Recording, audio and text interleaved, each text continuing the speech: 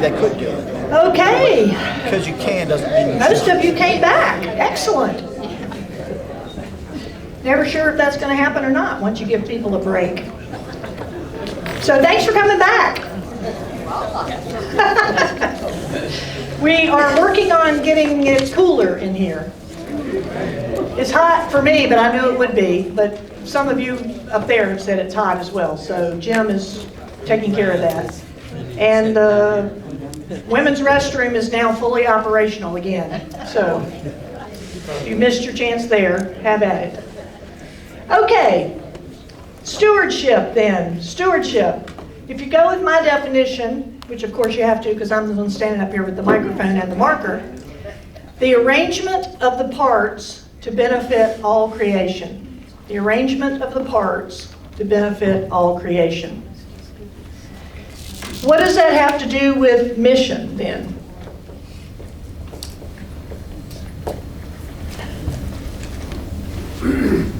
That was not a rhetorical question. That's a real question. What does it have to do with mission? It's important to go out, manage what we have access to help people to see and experience the good news as best as they can, as wholly as they can, as members of God's creation. Mm-hmm. Okay. Others. What's the connection between stewardship and mission? Well, you know there is one, right? Or I wouldn't bring it up. I have. Yeah. Stewardship is everything we do after we say, I believe. Oh, you and what's his name? Harold Schumacher said that? Must be. Who? Okay. Yeah, some people would say stewardship is everything we do after we say, I believe. The problem with that, of course, is it's too big a nut to crack. I mean, if you gave the stewardship committee all of that, you wouldn't have a stewardship committee, right? I mean, to me, that sounds more like discipleship than stewardship. But we could, okay. Good, though. Thanks for bringing that up. Go ahead. Our church, we've used the theme for several years now. Membership to stewardship to discipleship. Stewardship helps you get to discipleship. Okay, yes, good. I was just going to say... Microphone, please. I was just going to say that stewardship is... Our mission is how we are the stewards, what we are stewarding. Okay, so one thing that's coming to obvious, just while you're sitting there looking at me, is we have to be clear about what the mission is, right? We need some clarity about what our mission is before we can begin to engage in supporting that mission. Does that make sense to you? And of course, most of our mission statements are so broad and vague and generic that they could apply to any congregation in America. Is that too bad a statement to make? That's true. It's right, like to make disciples for Jesus Christ. I mean, it's something like that. Which is true, but it's hard to get behind that. It's hard as a member sitting in the pew to see what I'm supposed to do from Monday to Friday if my mission is to make disciples for Jesus Christ, right? So we need some clarity on what the mission is. And of course, there's a mission for the congregation, right? Your particular little spot in the kingdom, which I say it ought to be distinctive enough that someone would recognize that congregation with that mission statement. But then there's also the Synod. I'm assuming ELCA now, but other denominations can translate. And then there's church-wide. That is to say, the congregation has a mission, Synod has a mission, and church-wide has a mission. And we, as congregation, being at the bottom of this pyramid, support all of that, right? So it's important to be clear with folks in the congregation, what is the mission of the Synod? I can't tell you how many times I get that question when I visit congregations. People are like, what does the Synod actually do? You know? And any of you who work for the Synod know I'm telling the truth here, right? And then what does churchwide do? And what they really mean is do for us. Yeah, they're not usually that blatant, but what does churchwide do for us, for me? So it's important to be clear about what that is and to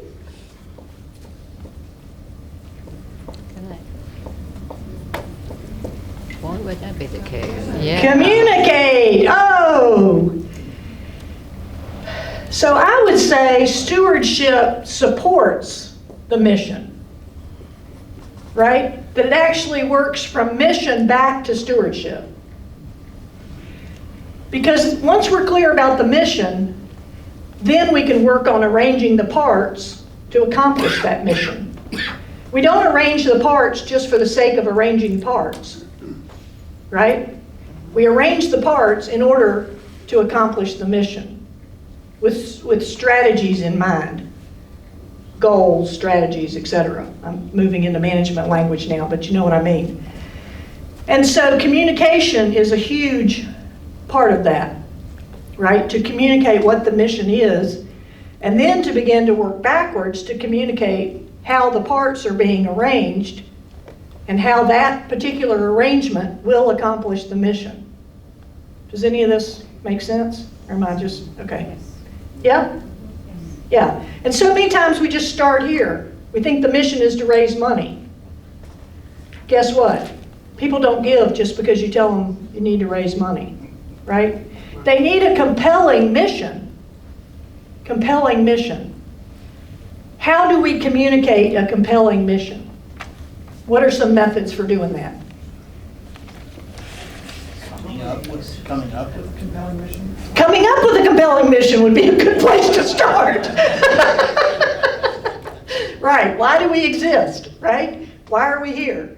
Helping to develop a healthy emotional attachment to a cause. Okay, good, an emotional attachment to a cause, he said. How do we do that? Storytelling, that's one of the best ways. Telling stories. Telling stories of the mission being accomplished, right? At the congregational level, at the synod level, at the churchwide level. Telling stories. Good. Other things. Now, of course, there are dangers to that as well. I was subbing at a congregation as the presider and preacher, and they had minute for mission. Any of you have those minute for mission things? It was 20 minutes. This fellow took the microphone and got up and just started talking, and he started telling these stories about his daughter was in college and she wanted to get married. She wanted to do it there near the college and something, and it just went on. And I was sitting there thinking, okay, you know. And I was tempted to finally just get up and take the microphone away, because that's not a minute. I mean, that's not fair to the congregants to think you're going to have a minute per mission and then you end up with 20. It's terrible. Plus, what was the point? I never did get what the point of the thing was. Okay, well, how else do we communicate compelling missions? By making sure that the congregation knows what's going on. Okay, and how do we do that? Make sure the congregation knows what's going on, she said. Whether it's in newsletters, whether it's, announcements, whether it's in meetings, it doesn't make any difference, just so long as there's not a perception of something that is not clear that is significant to the church, and it's not communicated to the congregation. Okay, so communicate anything that's happening through newsletters, social media, right, announcements, whatever. How many times do you have to say something before somebody hears it? 3. I thought it was 7. 7. Repeat something. Yeah. And usually in different ways. Yeah. 7 times in different ways. It's probably, maybe it's 12. That's a good number for the Bible, right? Say it 12 times. So we communicate by telling stories about the mission, how the mission is accomplished, not by begging for money, right? They don't have to be tied together. We're telling stories about how the mission is accomplished for real people that the people sitting in the pew can identify with. What else? How else do we communicate clearly the mission? The other thing is letting people know they have permission to ask questions, to clarify and stuff. We often don't do that. Don't let people ask questions. Right, we kind of, not now, please, don't interrupt, whatever. But I think it's important that, communication is not only providing information, but listening and getting feedback. Good. So a two-way dialogue instead of just monologue from the person in charge. Good, okay, what else? Were you going to say something? No. Using communication for outreach and community partnerships. Community partnerships, okay, that's another good way. Personal testimony. Personal testimony, oh my Lord, now the Lutherans are screaming. Squirming in their seats.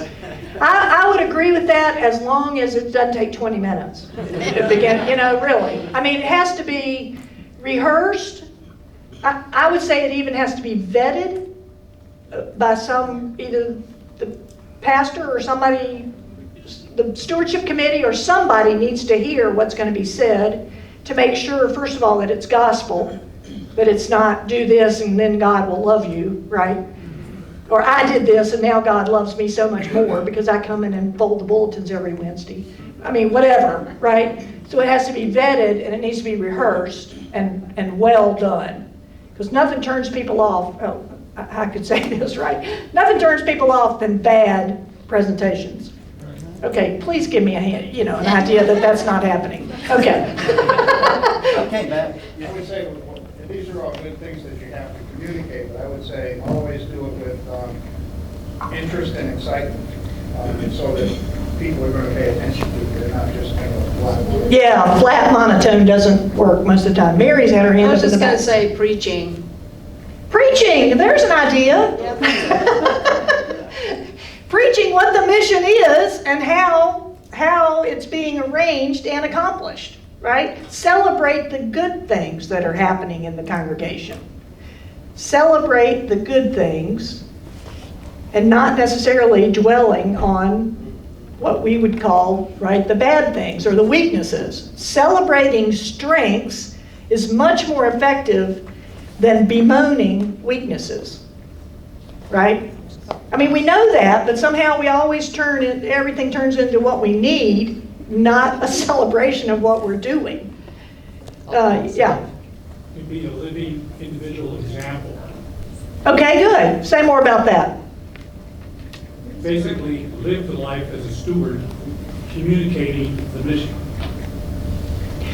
Yeah, the key is communicating, right? Sometimes, I mean, it's good to be that person, but do other people read, right? The adage, you're the only Bible some people will ever read.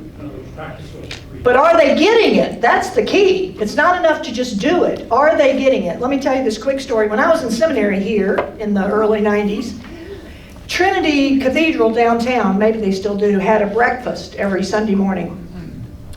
At 5:30, I would get up and go down there and work in the breakfast, getting the food ready and serving it and so forth. And we also gave out bag lunches. And like 250 people came every Sunday morning to have breakfast and get a bag lunch. It was a huge ministry. So a friend of mine who was in seminary with me and who did this as well decided that he would have a little experiment and start asking people. So one Sunday we went down there and he started going around saying, why do you do this? Why do you come down here and make breakfast for the homeless? And what do you think the answers were? It's good for my kids to see me doing this. It makes me feel good. It's the right thing to do. I don't have anything else to do on Sunday morning at 5:30. Not a single person connected it to Jesus. That could have been said at a Rotary meeting. It's a good thing to do. I don't have anything else to do. It's good for my kids to see me helping others. Not a single person was, even when prompted, Not a single person was able to say, Jesus feeds me at the table, and therefore I feed others. And sometimes I think it's a lesson to be learned that we have to be explicit about the connection with Jesus, that we are not a Rotary Club. We're not doing this because we're good people, right? We're doing it because we are disciples of Jesus Christ, who has redeemed us and given us everything we need in abundance. And so we have to get comfortable with being explicit about why we're doing these good works, and not just because I'm a member of the Rotary Club. I'm not picking on the Rotaries, they do good work. I'm trying to say we're not the Rotary Club. There's something else going on with us. Not a single person was able to do that. It's shocking. Okay, where was I? Communicated. What else? I have a couple other things on my list. Show people that we're meeting real human need. There you go. So have a relevant and compelling mission, right? That we're actually helping people who need help, or meeting needs, as you said. That's good. Meeting real human need, or creation's need. Doesn't have to be limited to humans, right? Is that right? Or Yeah. okay. Environment. Yeah, the environment and so forth. A lot of people say we ought to get rid of the word stewardship in the church because it's been so reduced to money and fundraising that it's irredeemable. I'm not sure I'm at that place yet. I think the environmental movement has actually done the church a favor by reclaiming the word stewardship in terms of the environment. And we can build on that by expanding our own definition of stewardship from fundraising to this arranging the parts. So another way to communicate then, I'll just jump ahead on my list, is how about actually inviting people to participate in events that further the mission, right? We all know that doing is a faster way to learn than hearing, right? So how about arranging events that people can actually learn about what the mission is and how to go about actually doing something. And of course, being explicit in the communication about that. That's one thing. The one big thing that the church is not very good at doing when it comes to communication is saying thank you. Do you agree with me on that or not? When you make a donation to the Cancer Society, what happens? You get a letter. You get a thank you letter within a week. When you put your weekly offering, your monthly offering in the offering plate, what happens? You get a statement at the end of the year. Which would you rather give to? I mean, you're laughing, but there's something, we could learn a lot from nonprofits. Non-religious, I mean, you know what I mean. Nonprofits, not the church. We could learn a lot about the way they go about thanking people. Why do we think that sending basically an accounting statement at the end of the year is a sufficient thank you? But don't you think there's also, to me, there's a quandary with secular opportunities to donate. Can you, people can't? When you give to secular charities or opportunities to donate, and you get these letters, I personally am annoyed that they're spending some of my money on postage and printing and supplies to send me back a thank you. I wouldn't want my church to spend those dollars to send me a thank you letter every month. Would you be happy getting one by email? I would, but everybody wants email, social media. People still don't read it.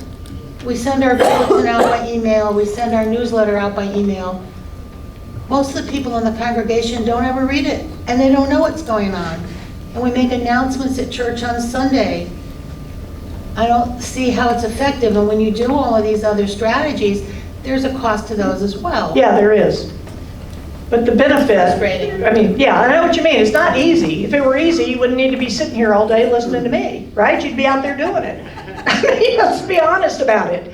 It's hard work, and there are failures along the way. That's just the way it is. That's life in the kingdom. Doesn't mean we don't have the commission from God to go do it. Yeah, I just think thank yous are really important, and we don't do a very good job of that in the church.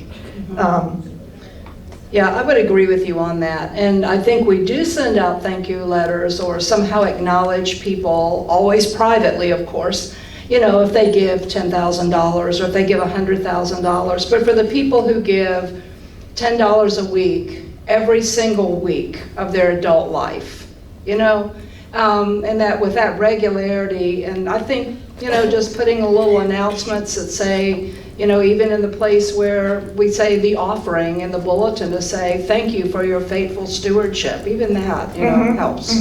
Or including that in the prayers. There's a thought. How about including faithful stewardship in the prayers of the people? Okay.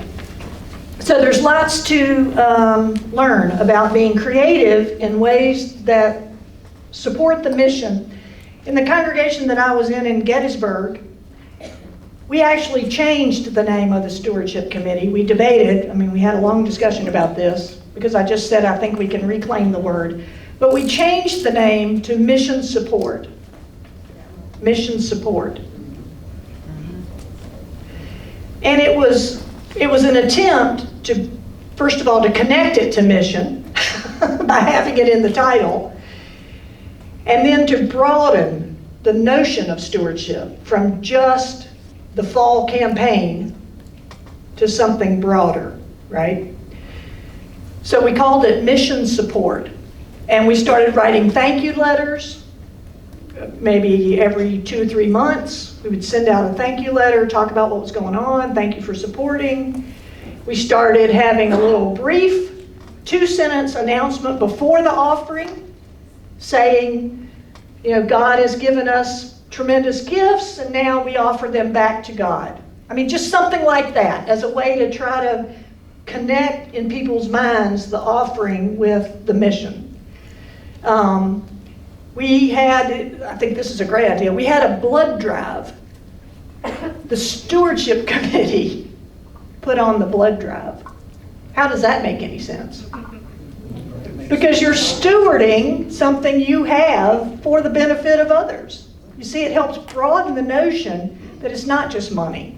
It's everything we have can be used to support the mission. And we had a big, you know, one of those banners that stands up that says blood drive by the Mission Support Committee or something.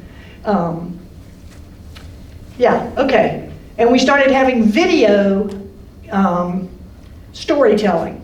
Somebody would tell their story about why they were happy they were in the congregation and what ministry in particular they connected to. So before the worship started, during the announcements, we'd play this 2-minute video. People would watch this person give a testimony, basically. Sometimes for members in the congregation, mission support is now also being seen as money only.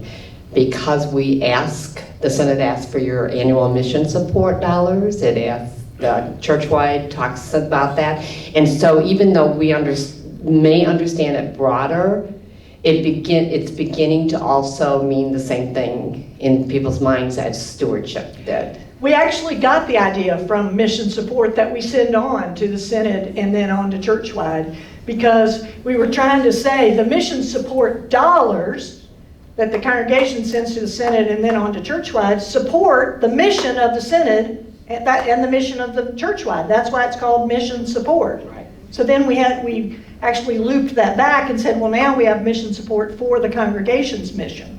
So it's going to take a while, of course. You don't just announce a name change and everybody goes, oh, what a great idea, right? I mean, right, it takes a while. Okay, so I mentioned that stewardship has been in the past limited to the fall campaign.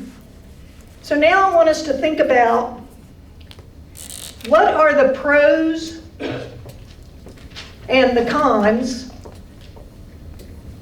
about the fall campaign. about having a concentrated push in the fall to raise money. I mean, let's just be clear about what we're doing. What are the pros or the cons? And I think I'll know when you tell me, but if I don't, tell me whether you're talking about a pro or a con. Once a year. Is that a pro or a con? No, that would be a con. Sorry? Con. A con.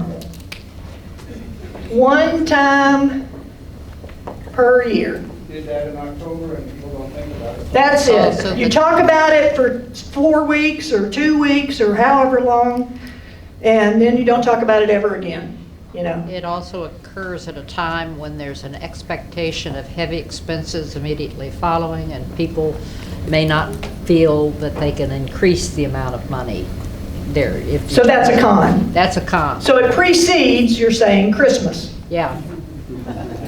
It's the annual budget. It's in the annual budget, yeah. When people are thinking about all these presents they have to buy that no one wants. Whatever, the expenses. There's my bias on that. Okay, but it's also a pro, precede Christmas, Well, yeah. because people feel generous. Okay? Not anymore, we don't get tax incentives, unless you're a huge itemizer. It's both a pro and a con because, What is? I was just about to say. Okay. Because it's, when you have a concentrated time to give, it's special. So it's a pro because it gives people an opportunity to enjoy that Rotary Club feeling that you were speaking on earlier.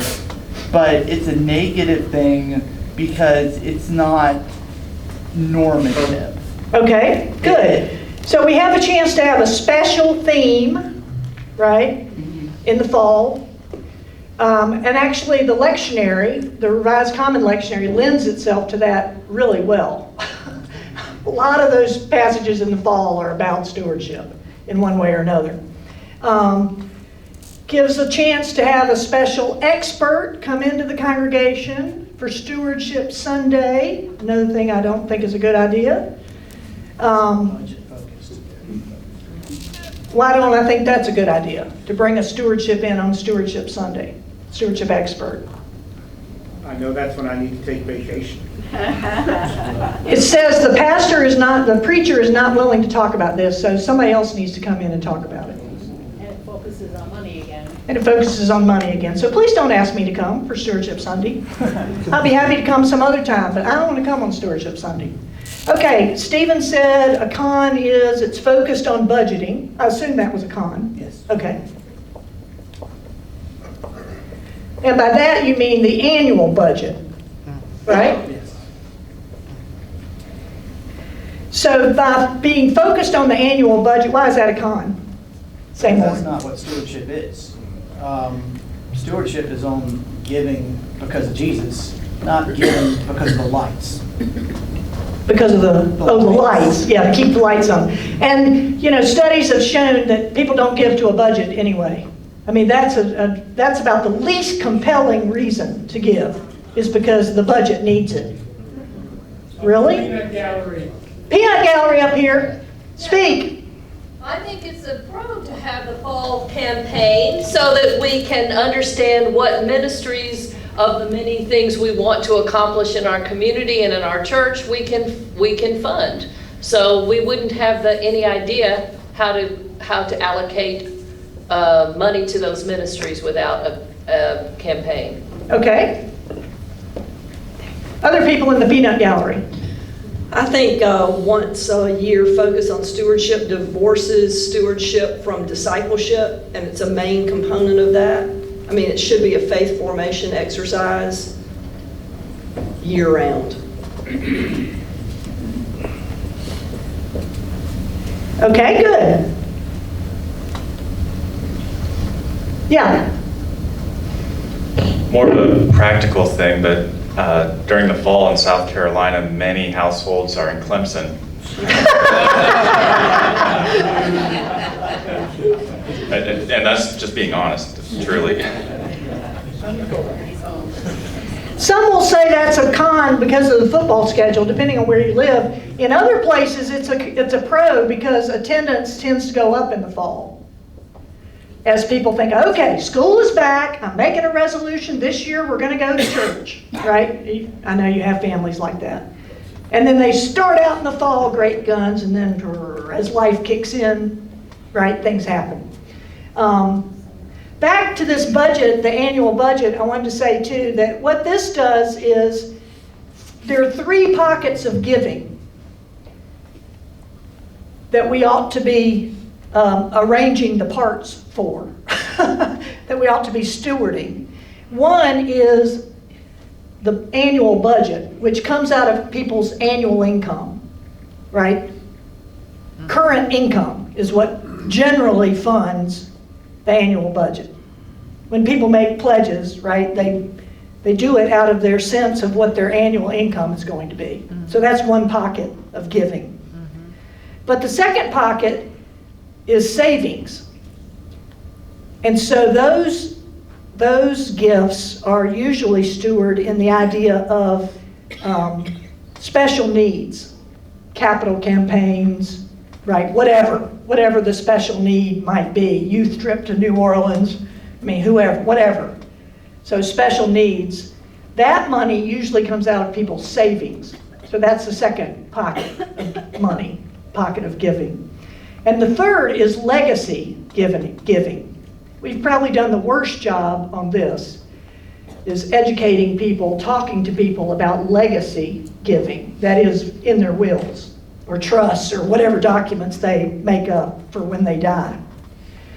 Several years ago at Gettysburg, we had David Swartling, who was then the secretary of the ELCA, come and do various presentations. But he did one presentation for our financial coaches.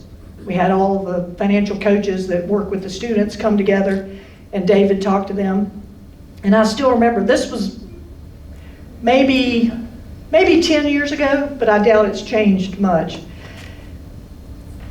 16% of ELCA congregations received money through a will. Only, do I need to say, 16% of congregations received money through a will.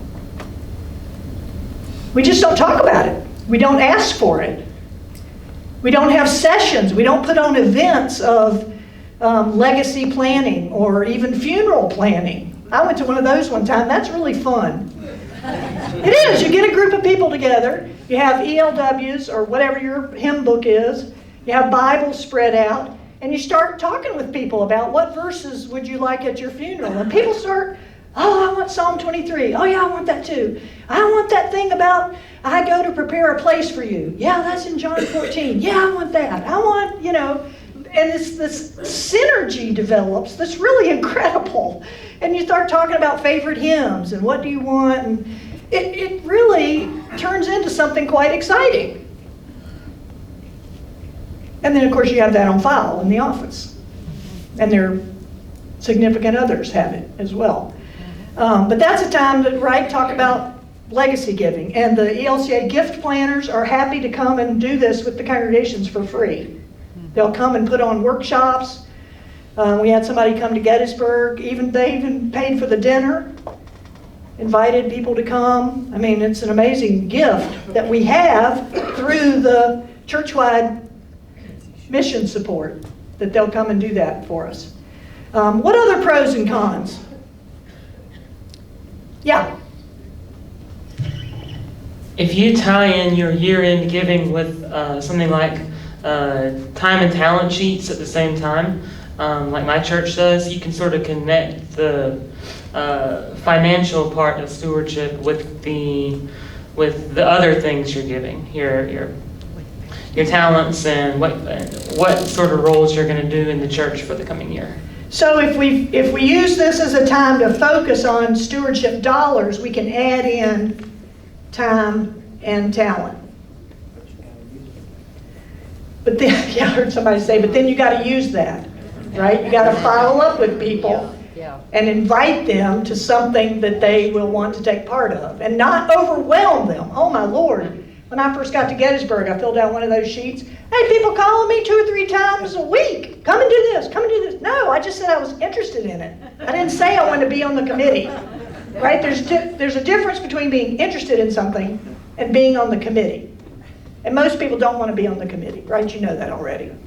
The danger of this, of course, is that people will use time and talent to justify not giving. I mean, we're all human, right? We all rationalize why we can't give that much. And sometimes we use time and talent to justify why we can't give. I'm not telling you anything new there. Other pros and cons, yeah. Well,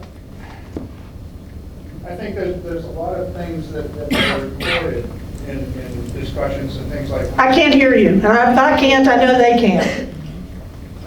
I'm sorry. There are a lot of things that are discussed in reports and those kinds of things, whether it might be on Sunday morning for 5 minutes, or whether it's in a written report, and it's usually statistical.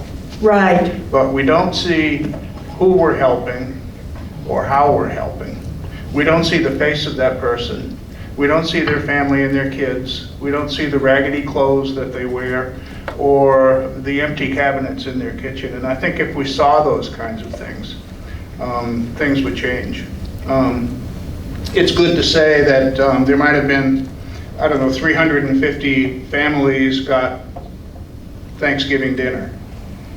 Well, it's nice, but it'd be better to interview one of them. That's right. Yeah. We don't see it and we don't feel it. Yeah, it'd be better to interview one of them. Sure. Or recently, we had somebody who was donating a car to Wheels for Hope. That's correct. And the family came. We actually had the car outside. We all went out after the last hymn. We marched out to the car, had a blessing over the car. I mean, it was great. It was a great experience for the congregation. I think I've been thinking about this as we've been talking, but if you look at TV, you often see St. Jude's Hospital. Right.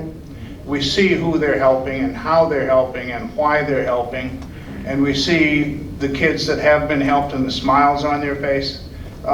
We don't see that on the local level at all. And have you noticed how much these charities are asking for? St. Jude's, Shriners, and the ASPCA. How much are they asking for? $19 a month. $19 a month, because research has shown that's the most people will commit to.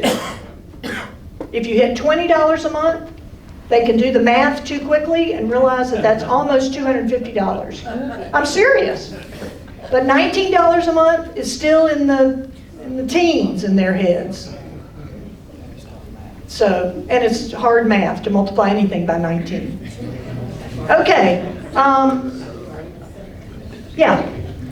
A stewardship lesson I learned over 40 years ago in my first parish. It was in an inner city Buffalo congregation where I was working at a church nearby in a very economically distressed area. They felt they really needed a 10% increase in their budget, but did not feel they could ask for that in dollars. They set a goal of a 10% increase in volunteering and activity in ministry and never mentioned a dollar once that year. At the end of the year, they had achieved that 10% increase in involvement, and when the books were counted, had a 10% increase in dollars as well. Wow, that's a great story. I think most people in the congregation want to be involved. I mean, maybe I'm an eternal optimist, but I think people want to be involved in doing something hands-on that's going to meet real human need. I really think they want to. It's a matter of us being creative enough to figure out how to make that happen. And, we don't have to sit in our offices all by ourselves and try to figure it out, right? We can go out and talk to people and ask them what they would like to do. When I was first at St. John's in Salisbury, I was in charge of small group ministries, which they had virtually none. So I went to all these seminars about how to do small group ministry. But the best advice I ever heard was from John Weber, who was in Atlanta at the time. He said, get 60 people in a room, give them an index card, ask them to write down what they would like to be involved in, what they would like to do. Doesn't have to be churchy, just what would you like to do?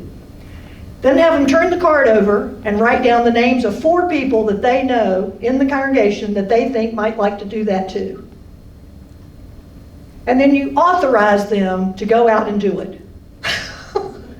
And a year later, over 60% of those small groups will still be operating.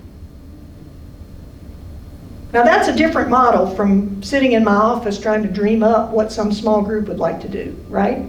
So they had things like guys like to work on cars.